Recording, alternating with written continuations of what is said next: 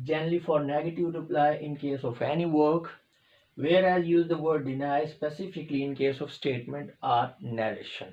देखें viewers, refuse और deny इनका मीनिंग एक ही है, इनकार करना, लेकिन इंग्लिश के अंदर ये डिफरेंट जो है आप कह लें सेंस तो सेम ही होगी लेकिन डिफरेंट चीज़ों के लिए, जैसे हमने पीछे पढ़ा है ड्राउन और सिंग के हवाले से, इसी तरह हम ये है कि जो रिफ्यूज़ है ये जनरली हम यूज़ करते हैं किसी भी बात के इनकार के लिए, ठीक है, कोई काम है, कोई भी बात है, तो जनरली हम कहते हैं कि इनकार किया यानी कि रिफ्यूज़ किया।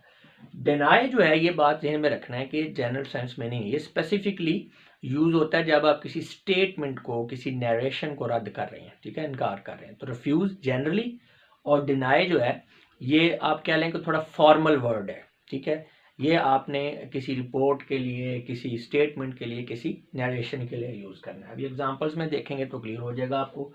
She refuse the conditions of the proposal. अब प्रपोजल की बात हो रही है तो डेफिनेटली एक फॉर्मल चीज़ होती है, तो यहाँ पे रिफ्यूज नहीं आएगा। She denied the conditions of the proposal.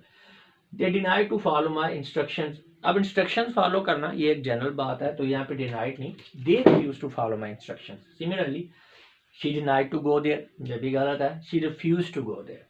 They refuse the statement. अब स्टेटमेंट एक फॉर्मल चीज़ है तो दे रिफ्यूज नहीं होगा, they denied the statement. See, he refuse the report, report भी फॉर्मल है, he denied the report. She denied to help her neighbour, तो यहाँ भी जनरल सेंस में बात हो रही है तो रिफ्यूज यूज करेंगे, she refuse to help her neighbour.